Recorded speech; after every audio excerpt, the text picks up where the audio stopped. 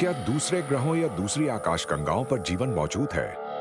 ये सवाल वैज्ञानिकों के बीच लगातार मौजूद रहा है।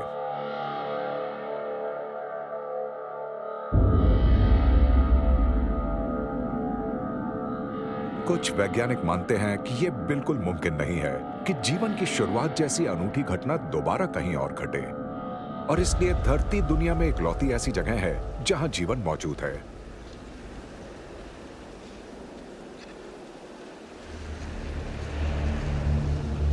जबकि कुछ वैज्ञानिक कहते हैं कि पूरे ब्रह्मांड में कार्बन, ऑक्सीजन और हाइड्रोजन मौजूद है, और ये इस बात की निशानी है कि कहीं तो जीवन जरूर मौजूद है। जीवन के ये रूप एक दूसरे से एकदम अलग हो सकते हैं, पर हकीकत यह है कि दुनिया में धरती ही ऐसी एकमात्र जगह है जहां जीवन काफी फला फूला है। लाखों करोड़ों साल पहले यहां जीवन की शुरुआत हुई थी।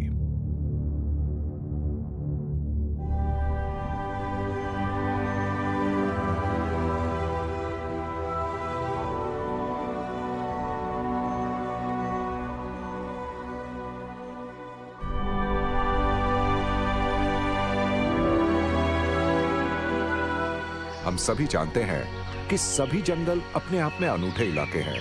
यहाँ जीवन की सारी विविधता और समृद्धि बिखरी पड़ी है। इनकी तुलना समुद्रों में मौजूद मूंगे के पहाड़ों से ही की जा सकती है।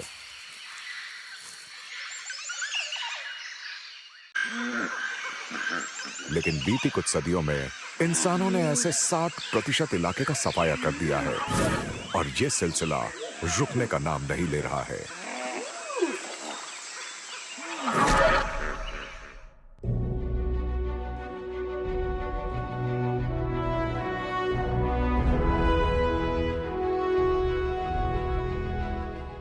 छोटे बड़े जंगल जिन्होंने धरती की सतह को ढक रखा है, वो इस बात की मिसाल हैं कि कुदरत किस तरह अलग अलग वातावरण का फायदा उठा सकती है।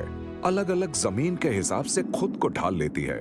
कोई बर्फीली जमीन, तो कोई गर्म और सूखी, और कोई खारी जमीन।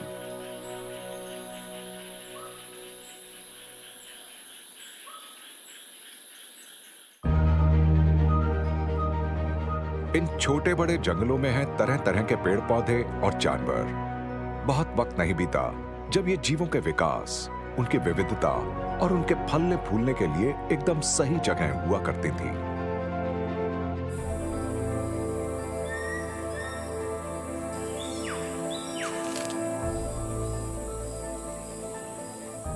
पर सच ये है कि हर बीतते हुए दिन के साथ, हर घंटे और हर मिनट के साथ धरती पर जंगल लगातार कम होते चले जा रहे हैं।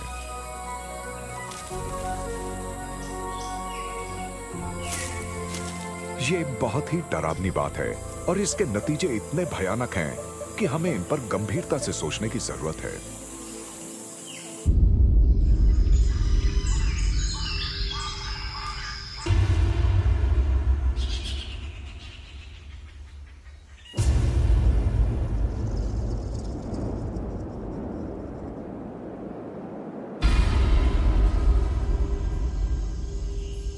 इंसानों के बाद अमेरिका के जंगलों में मौजूद लीफ कटर चींटियों का समाज दुनिया के सभी जीवों में सबसे ज्यादा पेचीदा होता है।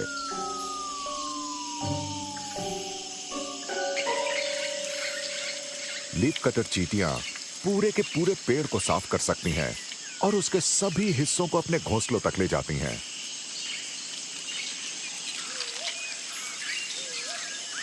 इनकी एक तकरीबन जुनूनी और अथक मेहनत की तुलना इंसान की कई गतिविधियों से की जा सकती है जब वो जंगल का फायदा उठा रहे होते हैं।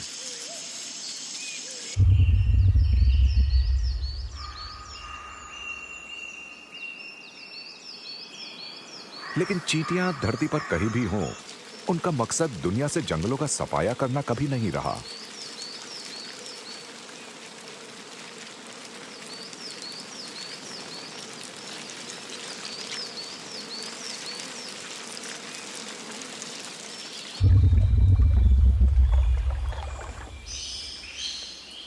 मिसाल के लिए ऑस्ट्रेलिया की वीवर एंट जंगल की पत्तियों से अपने घोंसले बनाती हैं।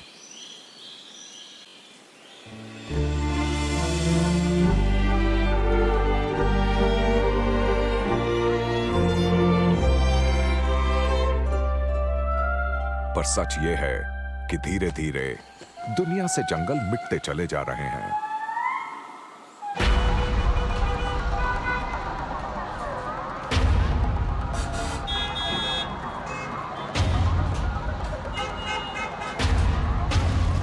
कई जगहों पर इंसानी समुदाय बहुत ज्यादा विकसित हो गए हैं, पर उनमें यह समझ ही नहीं है कि वो कितनी बड़ी तादाद में कुदरती संसाधनों का इस्तेमाल कर रहे हैं। पेड़ गिराए जा रहे हैं, एक के बाद एक लगातार, क्योंकि इंसान को अपने लिए फौरन जमीन चाहिए, बहुत सारी लकड़ी चाहिए और ढेर सारा कागज चाहिए।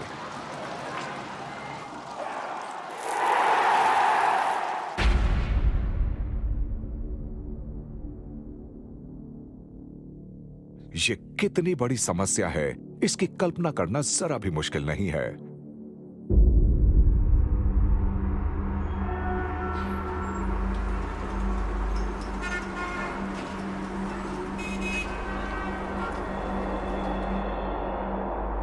हर साल 95 लाख हेक्टेयर यानी पुर्तगाल देश जितने बड़े इलाके में फैले जंगल को काट दिया जाता है।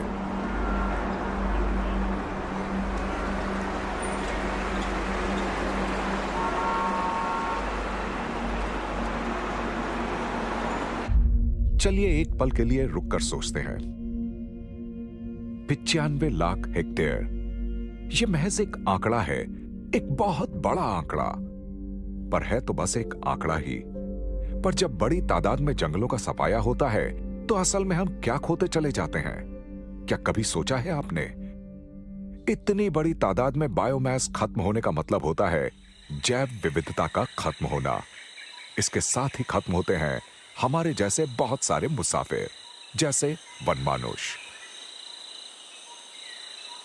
बंदर और लीमर पर लगातार खतरा मंडरा रहा है। ट्रॉपिकल जंगलों के खत्म होने से वनमानुषों की 30% प्रजातियां खत्म होने के कगार तक पहुंच गई हैं।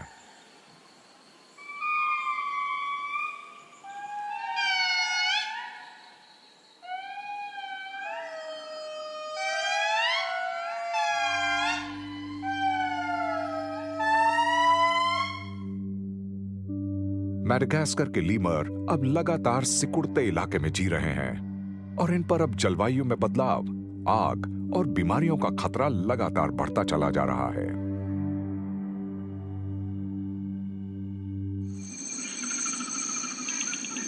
लेकिन अफ्रीका के निचले ट्रॉपिकल इलाकों में रहने वाले चिंपैंजीज का लगातार शिकार किया जाता रहा है और यह सिलसिला आज भी जारी है। इसके अलावा लकड़ी के लिए जंगल काटने वाले और किसान इन्हें लगातार अपने इलाके से बाहर खदेड़ते जा रहे हैं। वो दिन दूर नहीं जब इंसान के ये सबसे नजदीकी जानवर रिश्तेदार हमेशा के लिए खत्म हो जाएंगे, क्योंकि जंगल लगातार तबाह हो रहे हैं और इसकी कभी भरपाई नहीं की जा सकती। जैसे ही वनमानुषों का सफाया हो जाएगा, वो इकोसिस्टम भी खत्म हो जाएंगे जिनमें वो रहते थे। वनमानुष पेड़ पौधों की सैकड़ों प्रजातियों के बीच बिखेरने का काम करते हैं और बहुत सारे जीवों की जिंदगी इन पेड़ पौधों पर निर्भर करती है।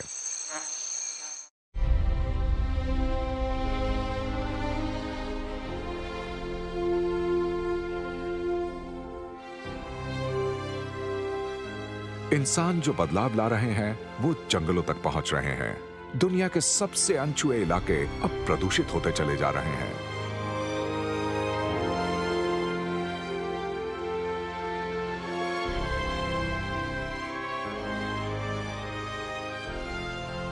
इंसान जो कचरा बिखेर रहे हैं वो धरती के कोने कोने तक पहुंचता चला जा रहा है। ये ख्याल ही हमें उदास और निराश कर देता है।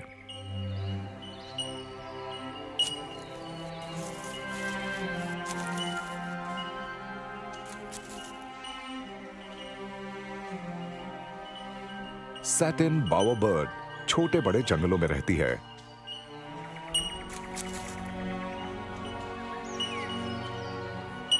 ये दुनिया के सबसे अनूठे और आकर्षक पक्षियों में से एक है। इन पक्षियों के नर मादा को आकर्षित करने के लिए पेचीदा और खूबसूरत घोंसले बनाते हैं। ये खूबसूरत ढांचे ही नहीं बनाते, ये उन्हें तरह तरह की रंगीन चीजों से बड़े नाज से सजाते भी हैं। आज कुछ जगहों पर इनके इन ढांचों में घोंघों के कवच और फूलों की बजाय इंसानों का फेंका हुआ कचरा नजर आने लगा है। प्लास्टिक के ढक्कन, सिगरेट लाइटर और कांच के टुकड़े। ये पता लगाने का कोई तरीका नहीं है कि क्या नर इन चीजों से मादा को लुभाने में कामयाब हो पाया है, लेकिन बहुत सारे दूसरे जीव इनसे बहुत खतरे में पड़ गए हैं, खास तौर पर बच्चे जो गलती से उन्हें खा लेते हैं और फिर उनकी धीरे धीरे दर्दनाक मौत हो जाती है।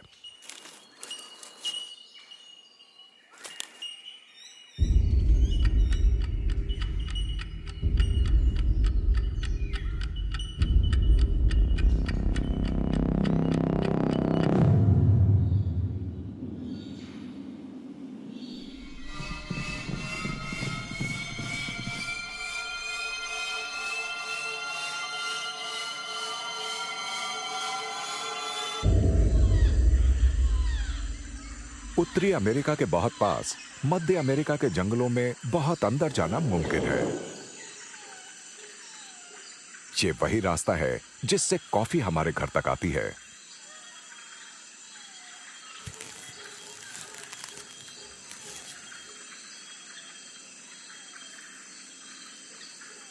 जब अमेरिका में कोई एक कप कॉफी पीता है तो इससे मध्य अमेरिका के जंगलों का सफाया होता है और इससे दुनिया के सबसे ज्यादा खतरों में पड़े बंदर की मुसीबतें बढ़ती हैं। यह है स्पाइडर मंकी। जिंदा बचे रहने के लिए इसे बड़ा सा जंगल चाहिए, क्योंकि इसकी खुराक में मौसमी फल शामिल हैं जो जंगल के बड़े दायरे में मिलते हैं।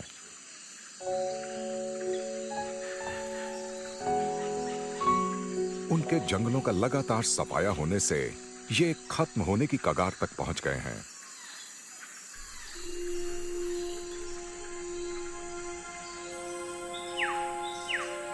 बेकिंग और कॉस्मेटिक इंडस्ट्री में बड़ी तादाद में ताड़ के तेल का इस्तेमाल होता है और इससे एक और विशाल बनमानुष की जान खतरे में है, जो बोर्नियो के जंगल में रहता है, इंसान का सबसे नजदीकी रिश्तेदार ओरंगुटैन।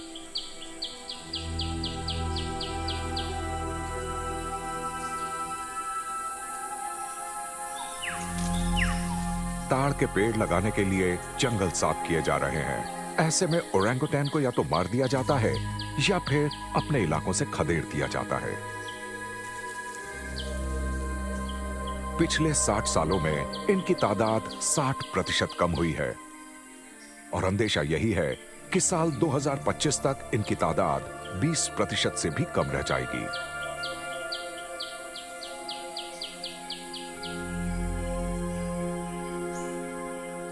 बड़ी तादाद में ओरंगुटैन को खदेड़ा और मारा जा रहा है और हालात नाजुक बन चुके हैं, क्योंकि इंसानों की तरह इनके प्रजनन की दर भी बहुत धीमी होती है। मादा ओरंगुटैन का अपने बच्चों से एक मजबूत जज्बाती रिश्ता होता है। अपनी पूरी जिंदगी में ये बस 3 या 4 बच्चे ही पैदा कर पाती है।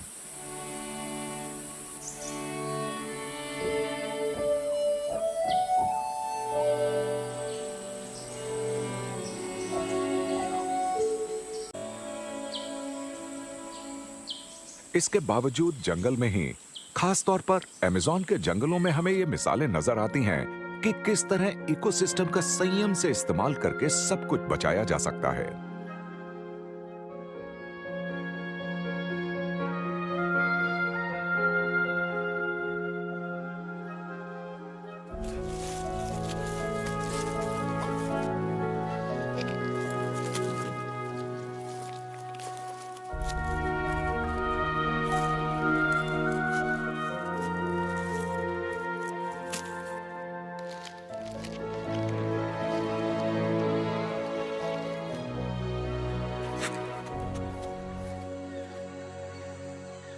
जैव वैज्ञानिकों ने दिखाया है कि दक्षिणी तामिंगडुआ या कॉलर्ड या लेसर एंटीटर जानता है कि अपने इलाके के संसाधनों को कैसे संजोया जा सकता है।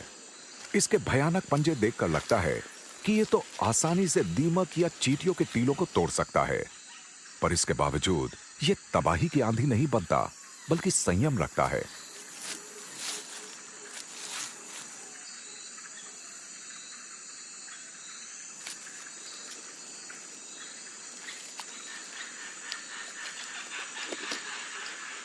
कैमेंडुआ हर टीले से दीमक या चींटियों को संभाल कर खाता है और फिर आगे बढ़ जाता है। वो इस इलाके के टीलों पर एक एक करके हमला करता है और उन्हें पूरी तरह तबाह नहीं करता।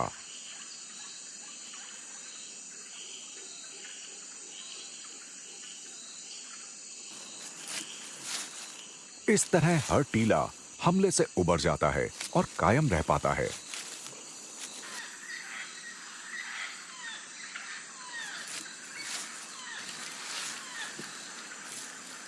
ये पर्यावरण के संयमित इस्तेमाल की एक जीती जागती मिसाल है।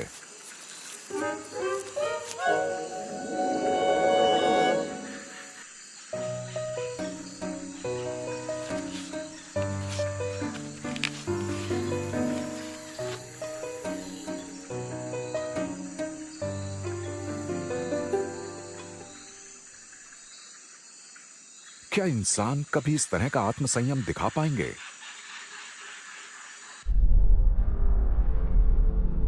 क्या हम धरती की विविधता और कुदरत के इस समृद्ध खजाने को संभालना और संजोना कभी सीख पाएंगे?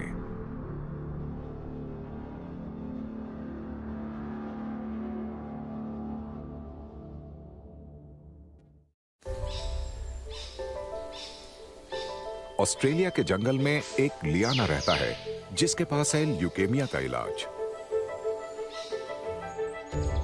डिस्कोरिया कंपोजिटर एक तरह का यैम या शकरकंद है जिसके राइजोम से वो सेक्स हार्मोन्स मिलते हैं जिनसे गर्भ निरोधक गोली तैयार की जाती है। पौधों की 70% से भी ज्यादा प्रजातियां जिनमें कैंसर से लड़ने की काबिलियत होती है इसी इलाके में पाई जाती हैं और अभी भी हजारों ऐसी प्रजातियां हैं जिनकी पहचान करना अभी बाकी है।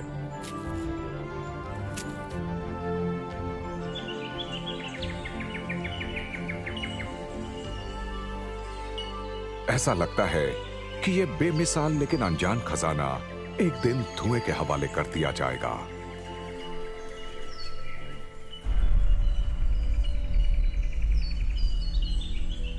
और ये धुआं बेरहमी से जंगलों का सफाया करता चला जाएगा। साल 2015 में इंडोनेशिया में हाल के सालों की सबसे बड़ी आग लगी। करीब 25 लाख हेक्टेयर में फैले जंगल पूरी तरह राख हो गए और इसकी वजह थी ताड़ के तेल की खेती करने वालों का लालच। लाखों जानवर जिंदा जला दिए गए। यह भी मुमकिन है कि कुछ ऐसी प्रजातियां जिनकी हमने आज तक खोज भी नहीं की होगी हमेशा के लिए खत्म हो गई हैं। इस इलाके में रहने वाले बहुत सारे सन बेयर मार डाले गए। कईयों का इलाका पूरी तरह तबाह हो गया।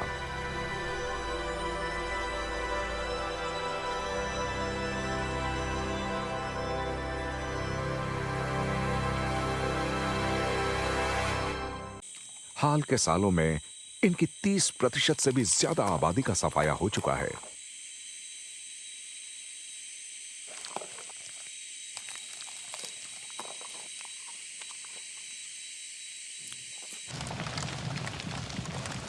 और आग से मची इस तबाही के कुछ साफ नतीजे भी सामने आते हैं।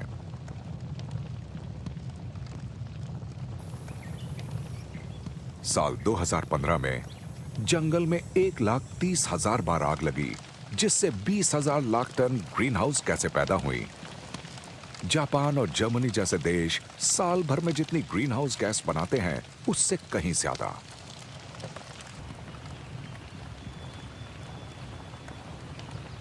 पर्यावरण से जुड़ी सबसे भीषण समस्याओं की शुरुआत और उनका अंत धरती के तमाम छोटे बड़े जंगलों से ही होता है।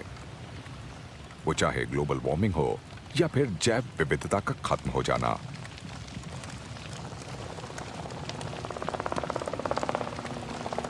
सब कुछ आपस में जुड़ा हुआ है, हमारा भविष्य भी। मानव इतिहास में पहली बार हमारे पास अपनी धरती को पूरी तरह बदलने का मौका मिला है। इसके इकोसिस्टम्स को, इसके जंगलों को बदलने का मौका। इसके बावजूद हम अपनी गतिविधियों के नतीजों के बारे में जरा भी नहीं सोच रहे हैं, जबकि नुकसान सामने साफ नजर आ रहा है। इन हादसों के बारे में गंभीरता से और मुस्तैदी से सोचने की जरूरत है। सीधे साधे छोटे कदमों से भी धरती के इन जंगलों को बचाया जा सकता है।